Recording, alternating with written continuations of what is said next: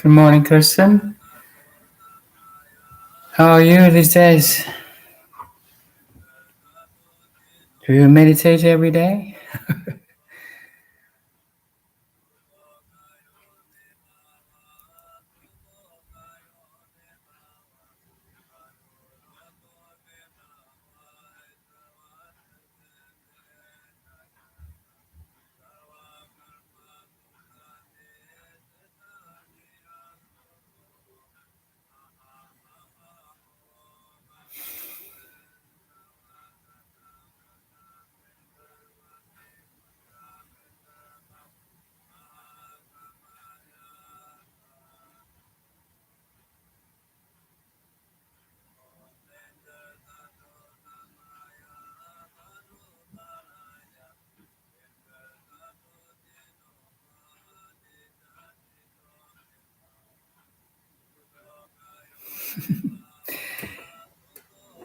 So, an earlier video where you were starting and exempt from the art of living by Tathagata about impermanence, the story where things were happening, and the man responded with, "We will see. We will see." Yeah. So, hopefully, after all years of meditation and read the books and watch the YouTube channels, you have a taste of what you know the meditation is about and what the awakening is all about, right? Hopefully, you do have that total picture now. So we will see again in the path of awakening. There's a critical criteria that you can see the truth, see the Tao, see the way, see the emptiness of the phenomena world. Emptiness also implies impermanence. There's no such thing, a true self of the phenomena world, because every phenomenon is depending on every other phenomenon. It's like if you look at the waves in the Pacific Ocean, each wave appears from the ocean yet not have any true self because it arises and disappears, appear, disappear, appear, disappear.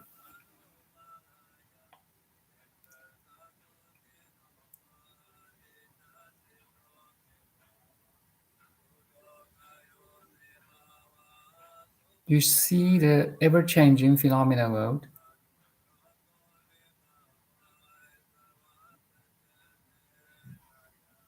You see the emptiness, you see the way.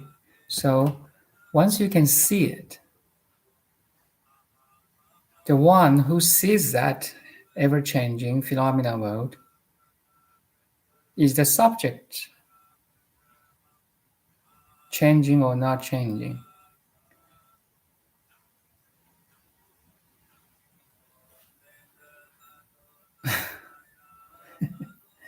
The moment you hear my word, my word is hitting your eardrums and you have a little bit of understanding. The moment you understand it, and it's gone. The moment I speak this word, it's gone. You see the ever-changing flow of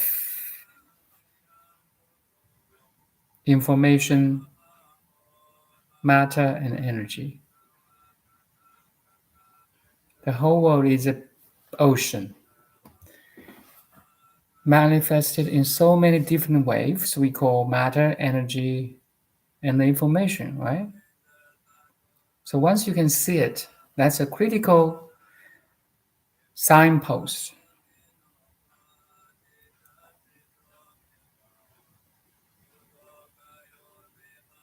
And you see. In Chinese, we say 见道. You see the way. You see the truth. And once you can see, all your practice will make sense.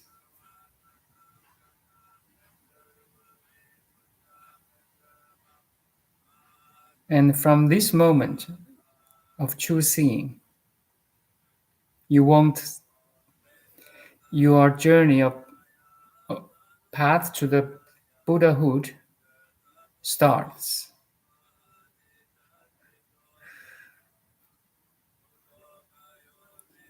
Before this point, all your practice, or reading a book, or pray to the God, or prostrate to the Buddhas, are preliminary. It's like you warm yourself up, stretches before you run a marathon.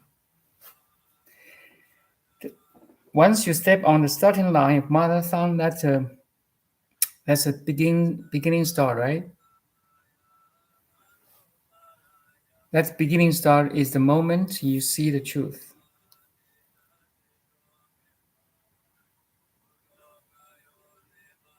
So all I hope is you see the truth.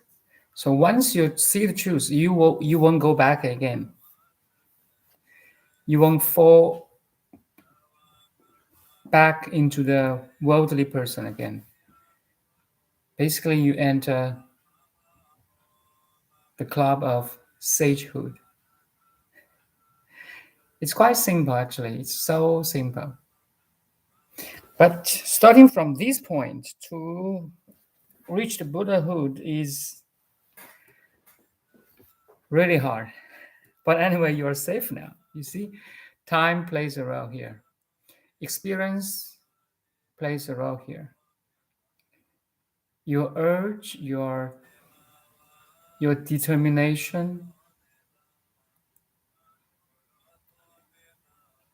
your merits to follow with the teacher or not with the teacher, it all play, how to say, a role.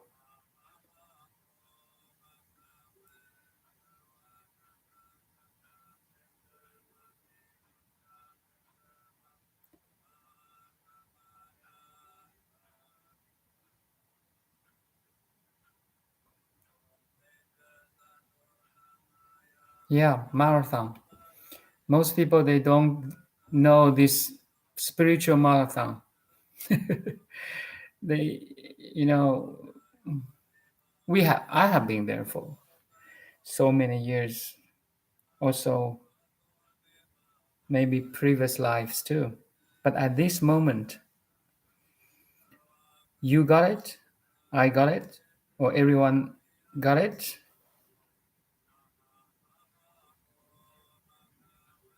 Then you turn a new chapter of your life.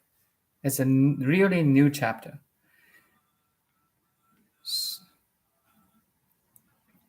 So the clinic I'm working in, there's almost 20 employees. Once a while, we have a colleague had a birthday, right? Every month we have a birthday, so we write cards to that colleague. So mostly I will say, a new chapter is waiting for you. Okay, but what I'm really mean here is that once you pass this, how to say, scoring line, how to say, the passing score, you see the truth, then you really turn a new chapter of your, by yourself. consciously. That's really a new chapter, because all the chapters before, no matter how successful you are or unsuccessful you are, you're a worldly person. Because a worldly person basically means they don't see the truth of the totality, the ultimate truth. They don't see it after many, many years, no matter how successful, how knowledgeable you are. You may be a doctor, medical doctor, you may be a professor, you may be a very rich, successful businessman. No matter how worldly successful you are, how worldly knowledgeable you are, if you don't see the truth, you are a worldly person. That's all. So I'll repeat this again.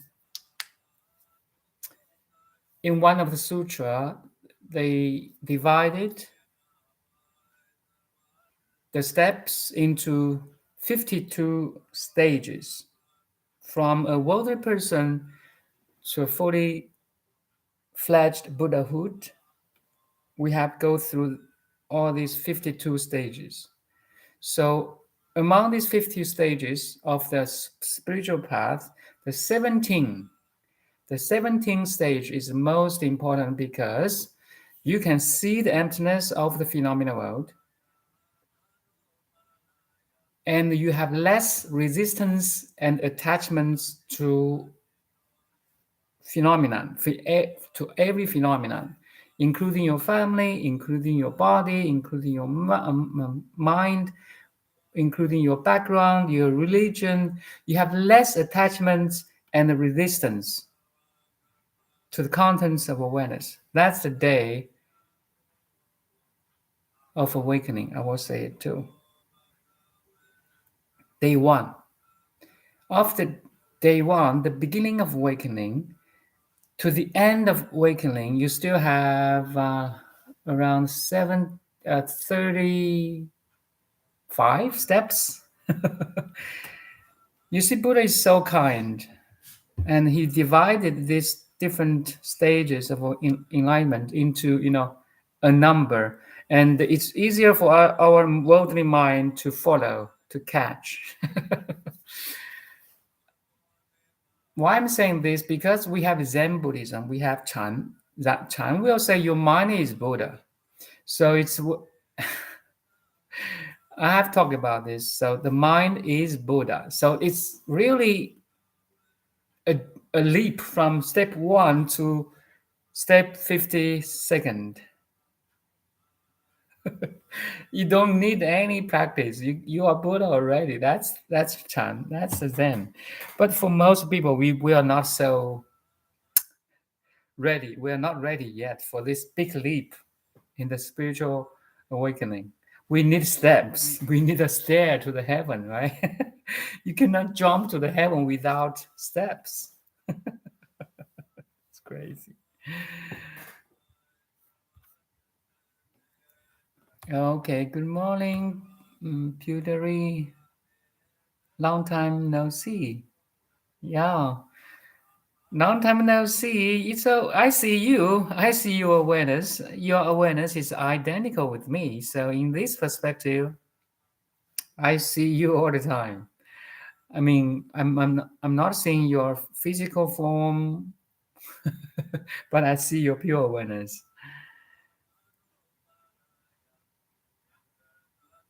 It was your perceived world. You are perceiving video I was rewatching earlier. Okay, perceive the world. You're projecting. Sorry. Yeah. Now you're projecting my image in your screen of consciousness.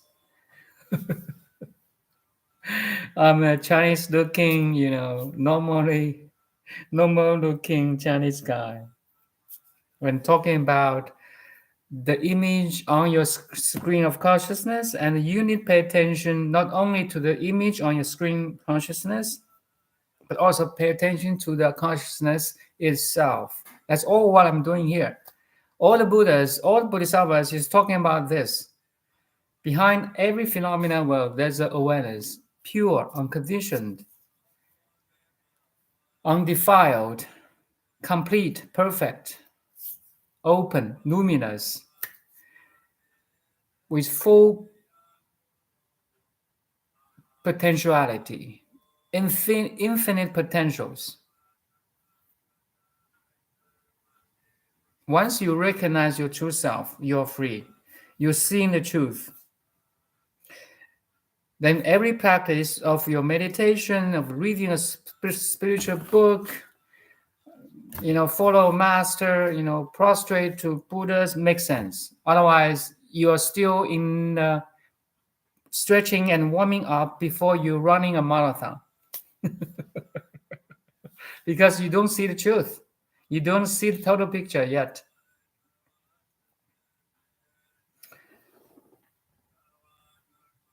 Hello, Kirsten. Hello.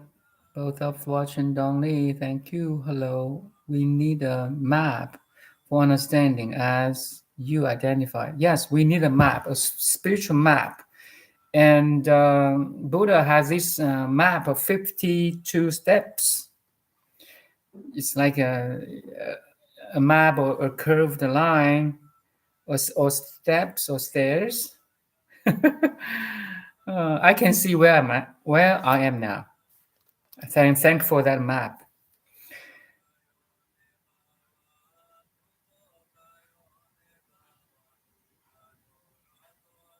I see you awareness. Great. Thank you. And then you truly see me.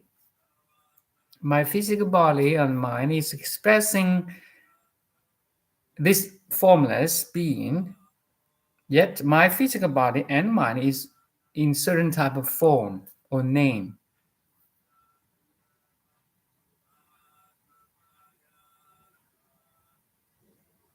Yeah, I'm your image in your screen of consciousness, Kirsten. And you try to connect with image, and this image, my image on your screen of consciousness is pointing you to this universal unified field, which embraces you right now. And in this perspective, we are standing in the same field, a field of pure awareness. That's all. Once you see this, you have less identification with your body and mind. That's where the true practice starts. You have less attachment, means you can let go all your traumas, all your, hurts, the mental injuries. Sometimes people are so drawn into their dramas or their negative memories. Once you can see the truth, you have less attachment to that drama. That's the starting of healing.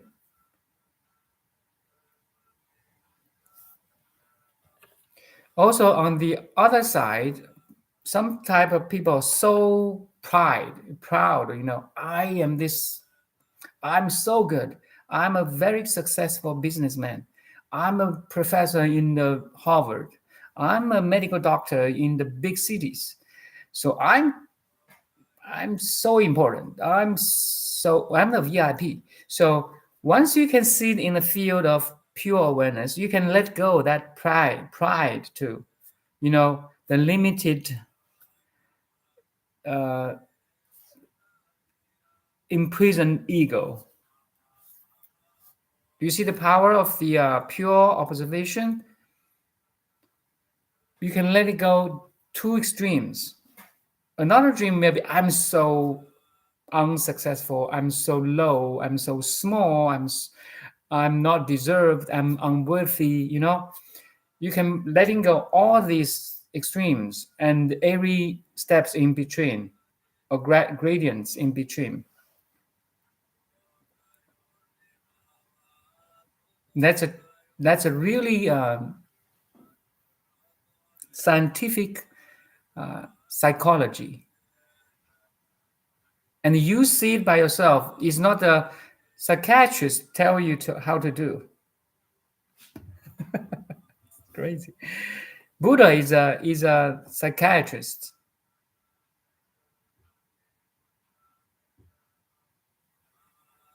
Buddha is a psychological therapist. And Buddha is a scientist. It's so profound.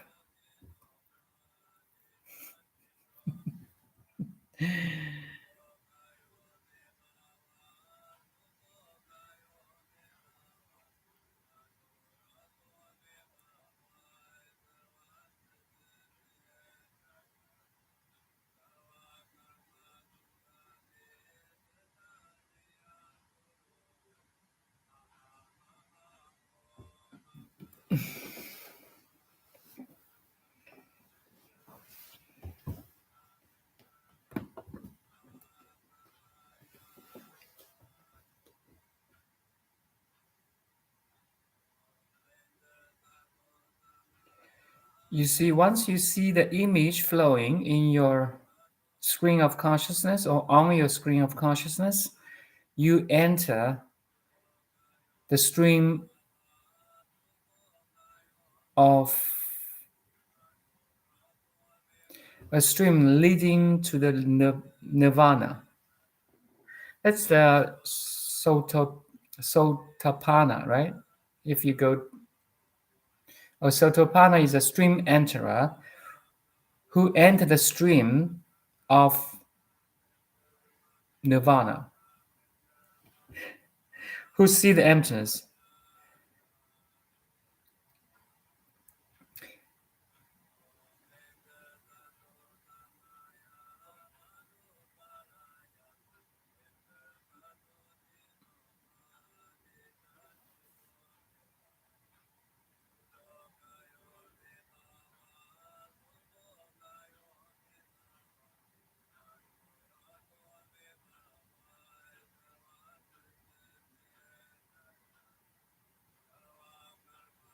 And I talk about this Sotapanna equals to 11th stage, the 11th stage of the 52 stages.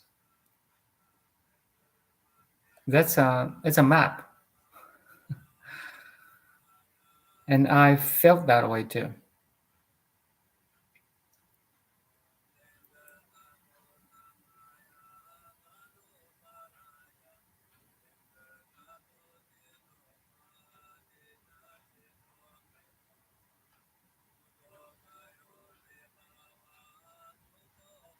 Why now I see nobody is listening.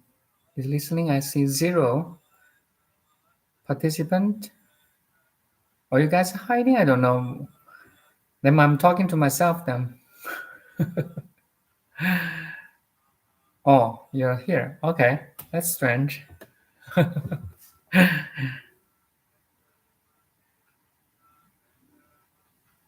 Yeah, I'm talking to myself. You know, YouTube stream is I have been used a YouTube stream almost 4 years now. Initially, I used YouTube stream to express myself and to talk to someone like you, Kristen. But gradually, especially recent month, I find I'm talking to myself. So there's a different levels of self. So self on the superficial level, there's you, Kirsten, and there's me, Dong. We are totally in different forms and names, different backgrounds, different. You're beautiful lady. I'm just just okay to look in Chinese. Just kidding. um, we're using our mind. We're using this body mind to talk, to point to some a field which is formless and infinite, in which we're all dwells in this field. I mean, And we arise from this field. The body-mind arises from the field of pure awareness, or let's say the ocean of cosmic intelligence. So we are a wave. You are a wave of Kirsten, I'm a wave of Dawn, but we all come from this ocean of cosmic intelligence, pure intelligence, and everyone does. So once you notice you're not a wave in the Pacific Ocean or the cosmic ocean, your entire cosmic ocean in one wave. That's called awakening. And every moment we are, I'm sitting in the same room of Vancouver, but actually in this localized experience, in this locality or local place, my experiences are changing. My body energy flows, my words are expressing differently, and so on.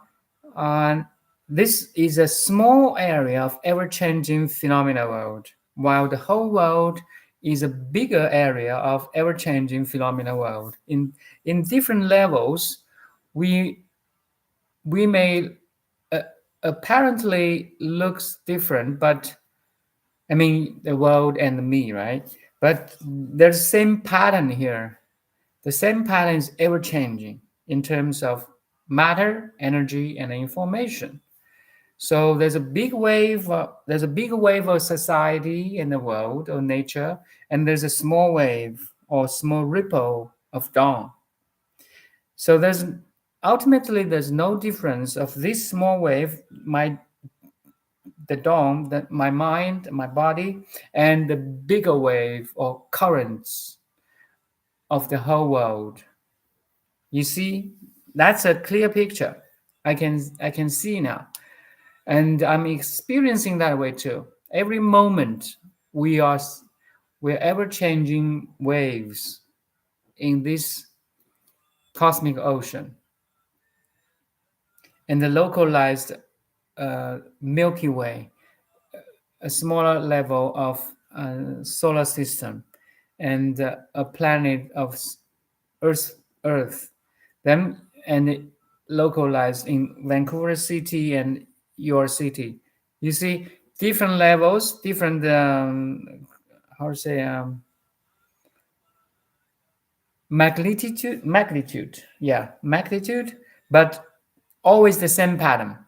And if you're a scientist, you can dig into tissues, organs, molecules, atoms, quarks, neutrons, and really they find same pattern, the ever-changing phenomena world.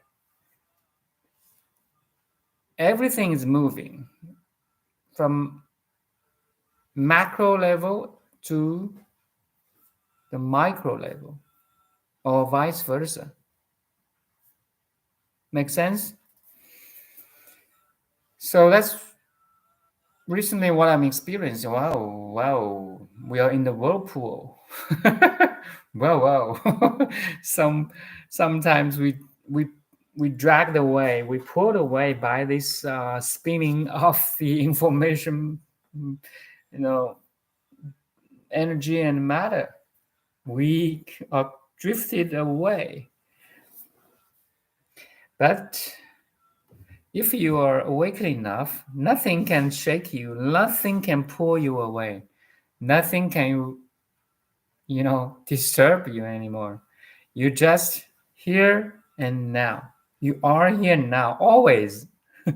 Always, I'm saying, from the beginning of the time, even beyond the beginning even before the beginning of the time. You see, words are limited here. You're always here. You are Tathagata. Tathagata is another name of Buddha. You are the never changing pure awareness, watching all the forms and ends, all the waves and the ripples. arise in you and falls into you and appears from you and disappear into you. That's why Rupert Spira is so beautiful spiritual teacher.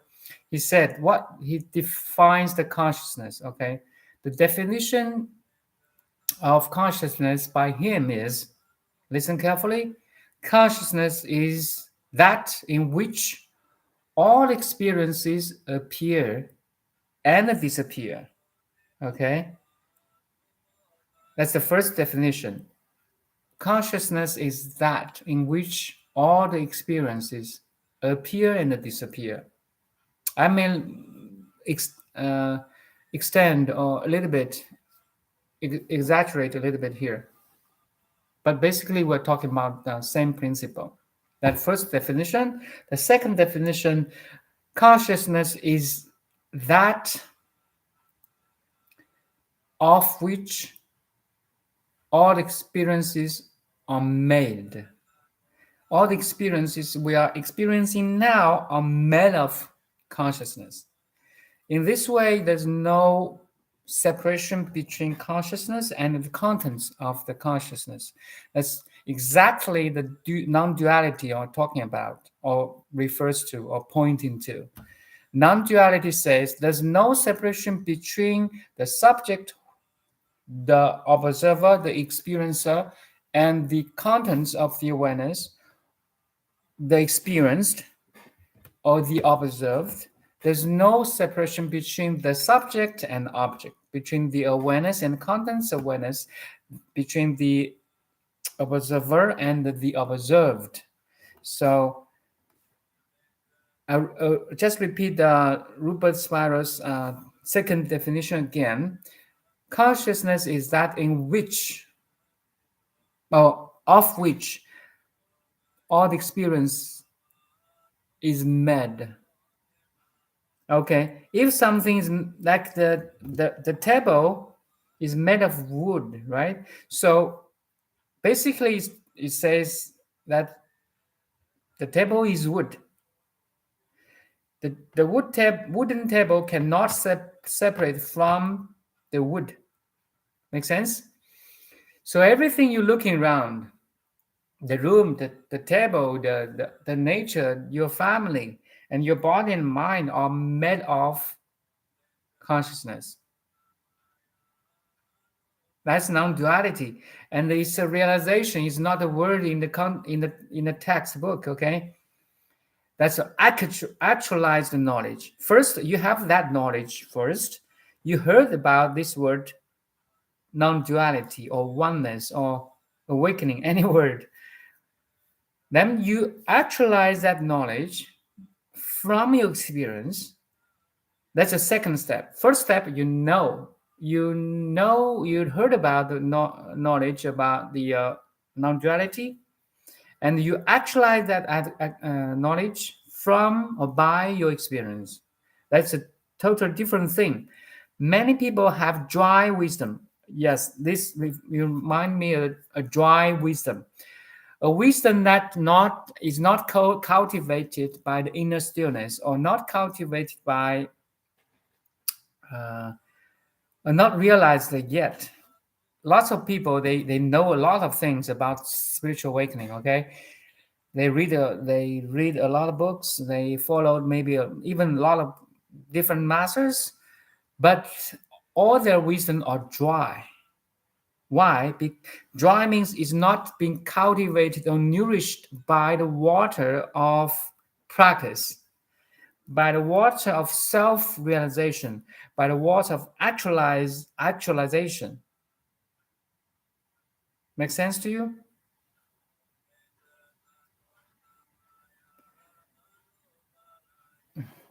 Okay, person have question here. Must be something with YouTube showing different numbers of how many here. And yes, how to sustain that no matter how. What? Yeah, no matter what, no matter how, no matter what if, you are always a pure awareness. So imagine you are in a situation of, very stressful. So your awareness was there, right? And imagine a situation very pleasant too. You fall in love with a partner, you have very successful achievement, you have your job was well done and was a compliment by your boss or manager. That moment was very pleasant. So you witness that pleasantness and your unpleasantness. So between these two, behind all these two different, totally different experience, your awareness was there.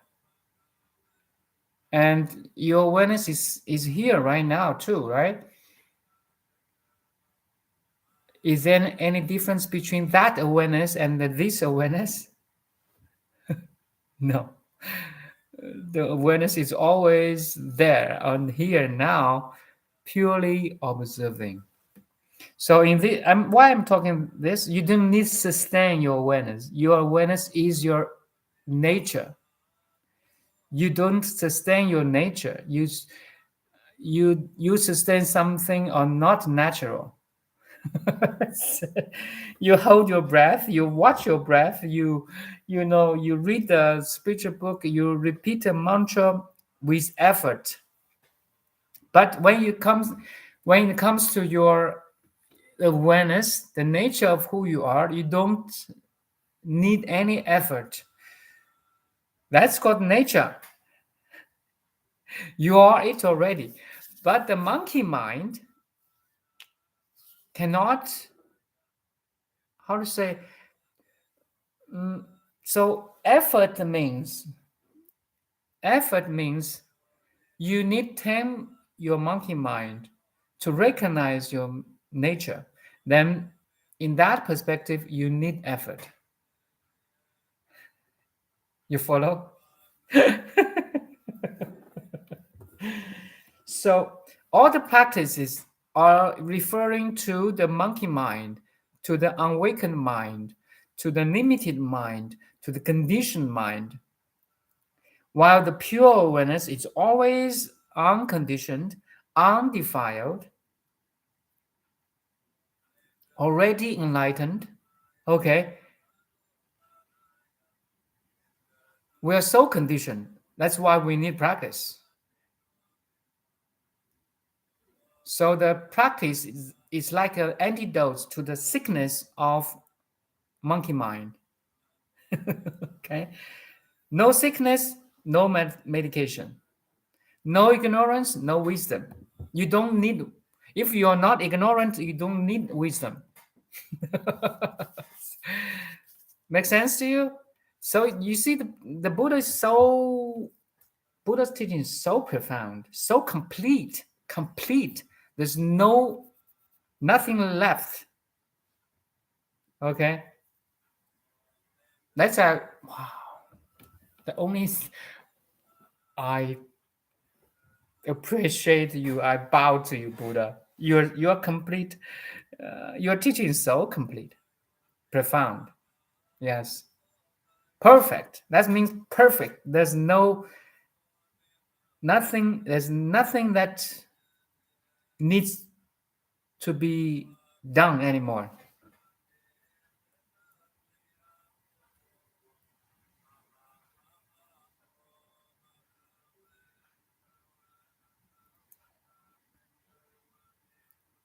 So all the practice is to remove the conditions. Okay,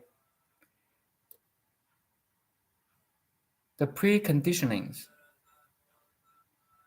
All the practice is try to remove the Maya, remove the clouds, remove the defilements. One day, and right at this moment, the pure awareness is already pure, originally pure. Okay, it's originally pure. You don't need to do something to purify it.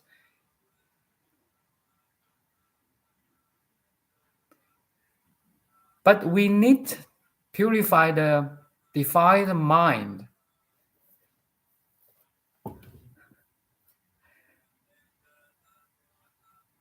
We need practice. We need meditation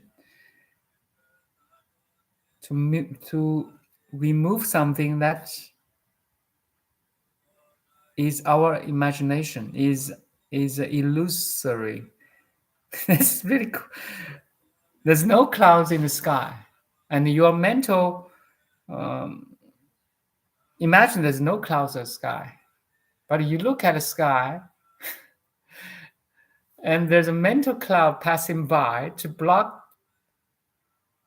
like a huge mental cloud to block the likely at least partially sky, and you think the sky is not there anymore. No, sky is always there. So all the practice is to remove the cloud, the mental cloud. And Buddha's teaching is that the sky is always there. And for the sudden enlightenment, you don't take any effort to remove the clouds. Once you see the clouds are empty, it's gone. That's a sudden perspective. But gradual perspective means because the clouds, the mental clouds are so heavy and thick, you need some work to remove it, to move it away, to puff it away, to see the emptiness of the mental clouds.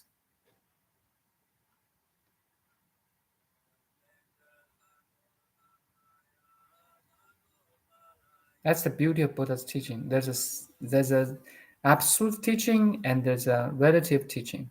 There's a sudden enlightenment and the gradual cultivations. We try both, and every moment try both. Try both means the middle way. Yeah, the middle way. The middle way, Mādhyamaka. In the Buddhism, we have a term for this. The middle way, Mādhyamaka.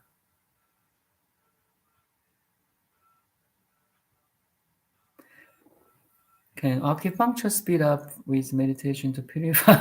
What's the point? We actually don't need it as we already pure awareness. So acupuncture can relieve your pain. So when you're in a painful situation, your mind are disturbed. Imagine you have huge or severe low back pain. Can you meditate with the huge pain? Normally we don't. But if you master, you could. So acupuncture is a tool to fix some problem, to promote circulation of qi or energy. So in that perspective, it helps.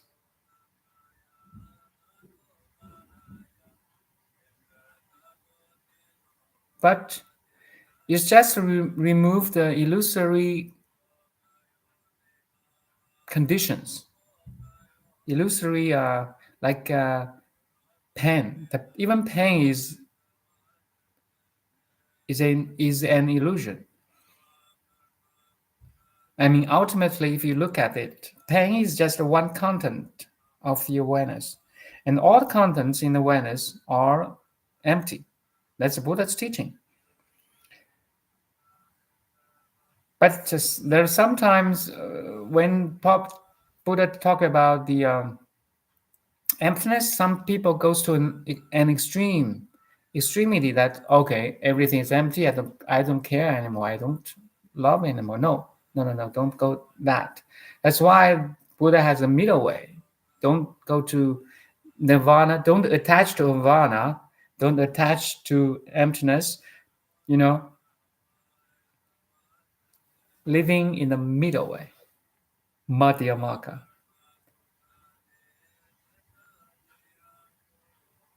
And the absolute teaching from Buddha is this moment, this finite body, this finite situations, experience is an expression of infinity. You see, sudden, gradual, sudden, gradual. We need both.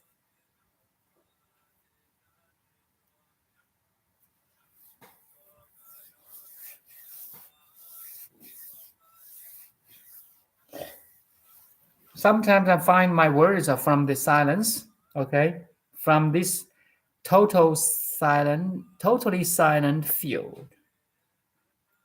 But for most people who are not awakened yet, a vibration or sound or movement in this totally silent field is a disturbance. Actually, it's quite makes quite reasonable. We want to have silent room to meditate, right? That's an initial state. I was there before, like a couple years ago. I need a quiet room to sit. I need no disturbance or distractions from my family members. So I will always choose a time that nobody is in the house or in the room, was in the house or was in the room. But later on, you see, you can meditate anywhere. You can even meditate in a market, in the traffic, on the roads while you're driving. No matter it's not, there's no matter how, no matter what. Okay, that's maybe I'm answering your question again. No matter what,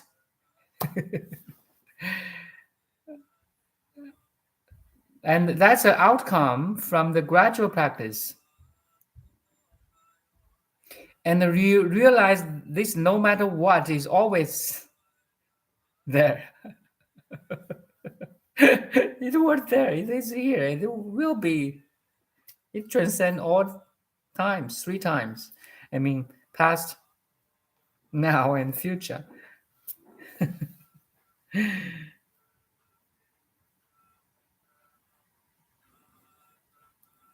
Crazy.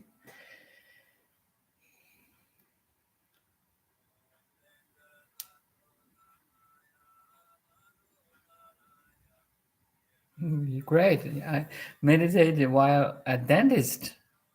Cool. You just be aware of what's happening outside and inside. That's a meditative state. And you don't label, resist, or judge. You can you can interact with people when it's necessary. Like now, I'm interact with you, but deep down or at the background, I'm aware. That's all. I'm aware that my every word, every body sensation, and I can shift my attention to organizing the words to the mental activities, or if I don't speak, I back to the awareness. That's all. There's a constant shift between talking, no talking, activity, non-activity,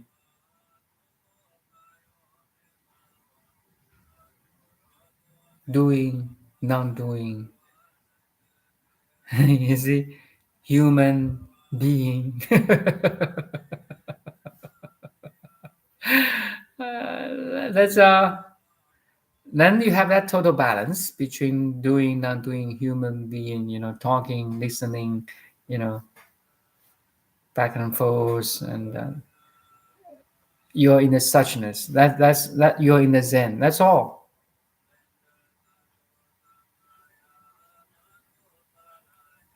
You're in the Tao. You're in the flow.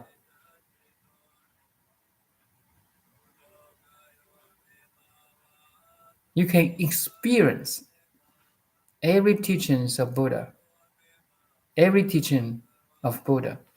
You can experience it. You can actualize the Buddha's teaching.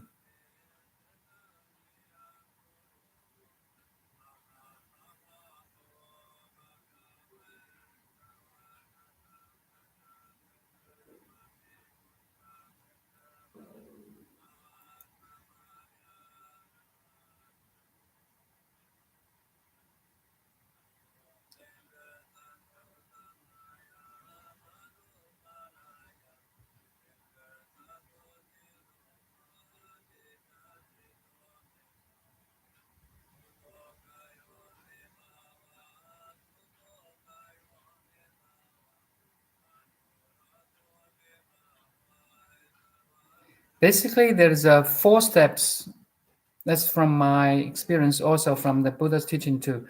So in the past awakening, there's 4 stages. First, your belief. You believe Buddha's teaching or Jesus' teaching, okay? You believe it. Then on top of it, the second step is you heard about some words like heaven, right? Like liberation from the hell. Okay, that's from Bibles and from Buddha's sutras. You heard about nirvana, you heard about awakening, you heard about enlightenment. So you heard about these teachings or words, right? That's the second step. You believe, you heard about some knowledge, and you try to understand it. So hearing a word of enlightenment is not enough. You have to understand it. Try to Google, try to YouTube, try to listening different teachers. Oh, this is enlightenment. Then that's the third step. Then you, yes, I have this knowledge of enlightenment. Now I have a little bit understanding. How about bring this understanding into my everyday life? So that's an actualized knowledge. This is the fourth step. 信解行正. Okay, in Chinese we say 信解行正. Belief, listening, understanding, practice, or actualized knowledge.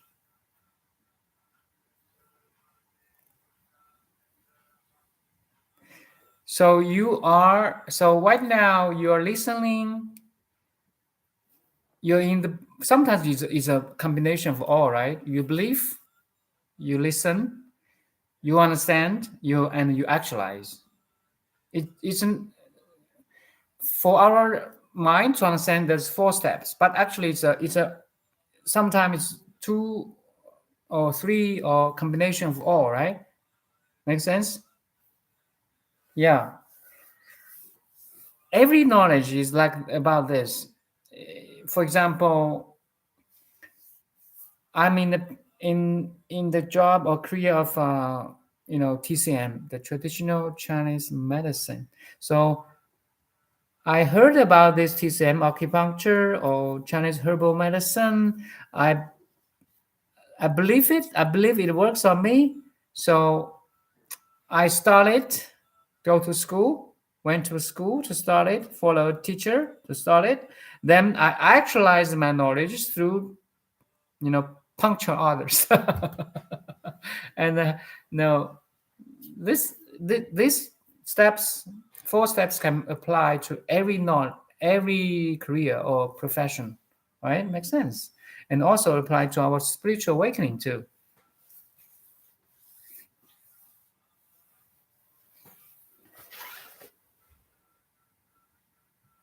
Yeah, how interconnect? Everything is interconnected. Question.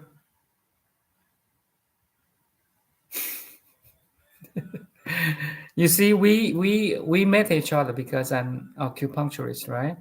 And you came to the clinic to have the treatment, have the treatment. That's where we meet. But underneath your mind and your name and form, you're interested about some words I'm talking to you, like awakening or enlightenment. And now you follow your interest and study to this point of time. Voila. And comparing to 5 or 6 years ago, your understanding is different now. I bet, right? I bet you. Now it's a process of gradual cultivation. Make sense? But every time we are talking about gradual practice, I'm pointing you, okay, you're already that. You are originally that. All the practice is to remove the mayas or mental clouds or all the previous conditions.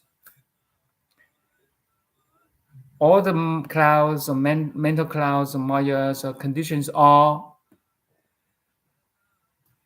empty. So in this perspective, you need no effort. As long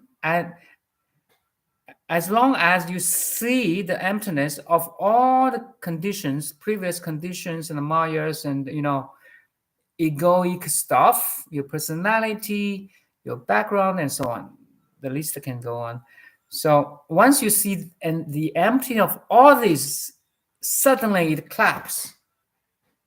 That's a teaching from the Sutra of Perfect Enlightenment. 知是空花，即无轮转. Once you notice it's empty, then you stop the karmic force in you.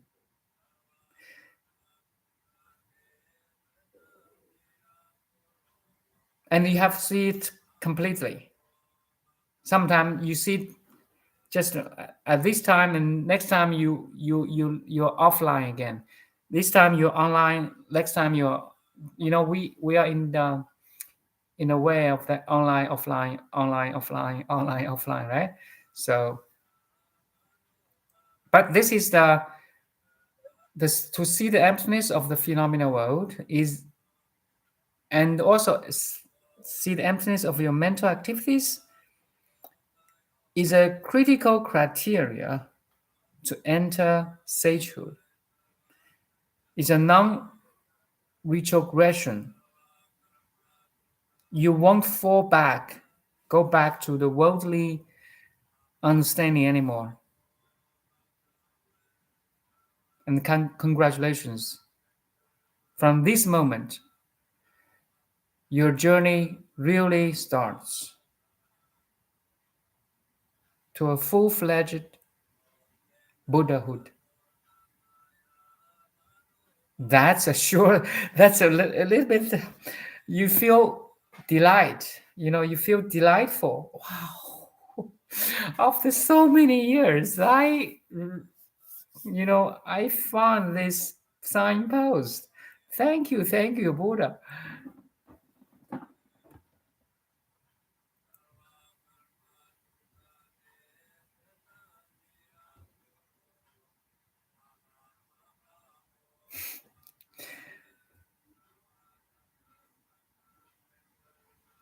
You become stream enterer of nirvana. Again, nirvana has two levels. A relative nirvana, like arahat who can meditate, really become empty in terms of body, mind, and the situations, the external surroundings becomes empty for them, arahat. But that's a relative nirvana. The true nirvana, ultimate nirvana, is while you open your eyes, you engage your everyday life, you're doing things, you feel you're empty too.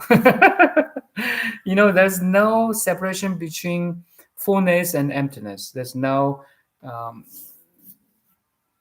separation or difference between the doing and the non-doing, human and being, the awakening and non-awakening, the wisdom and ignorance. That's the ultimate nirvana. You are in the ultimate nirvana right now. I am too. But do you recognize it? Actualized knowledge is so important.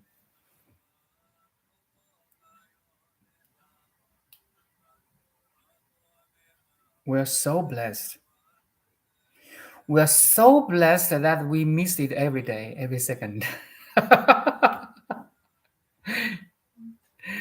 We are so loved, and we miss every second. That's a reality. I'm telling you, Kirsten. We try to find or search for blessings because we are blind. That's all. Because we are ignorant. The blessings are infinite here and now. The heaven is right here and now. Do you know it?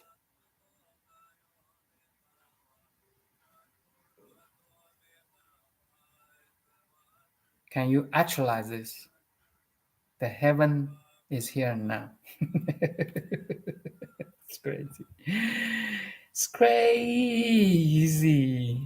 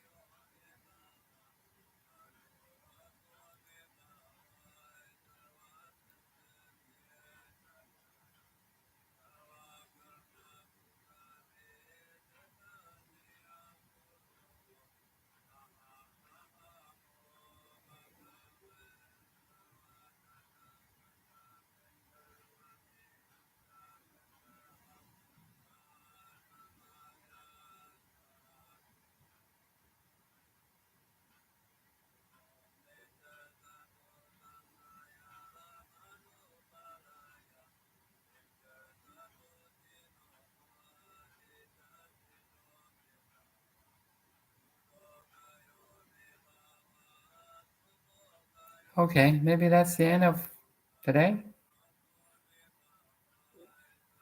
Any further questions?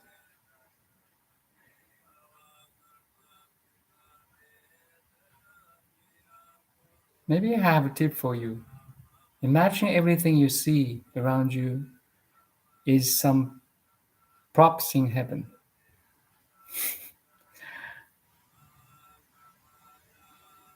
Everything you see is a touch of God.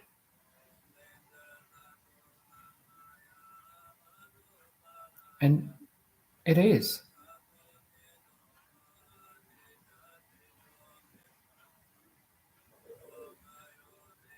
And you, the God or the pure awareness, is touching on something you created. You see? Wow, so beautiful. You're touching your creation right now. You're knowing your creation right now. How beautiful it is, Kirsten. How beautiful. You're knowing your creation right now. You're embracing your creation right now. You are the God of your creation. And everybody is free of creation.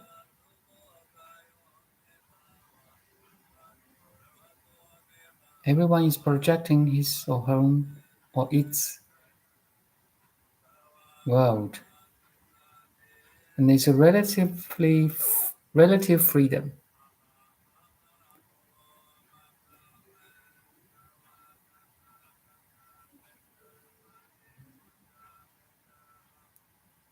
The cosmic intelligence is so kind to let us to have this freedom of creation.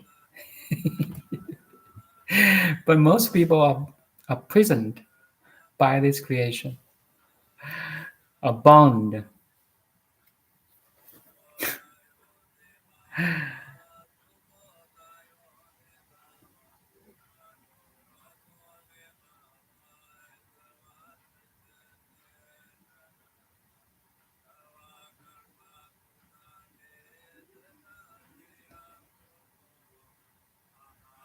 Okay, thank you. That's all for this session.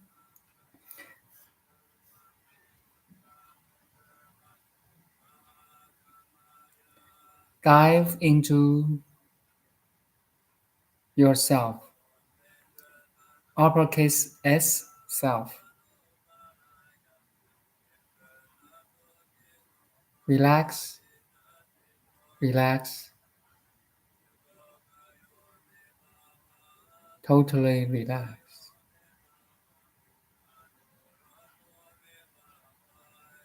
See how you're blessed. Okay, thank you. Bye now.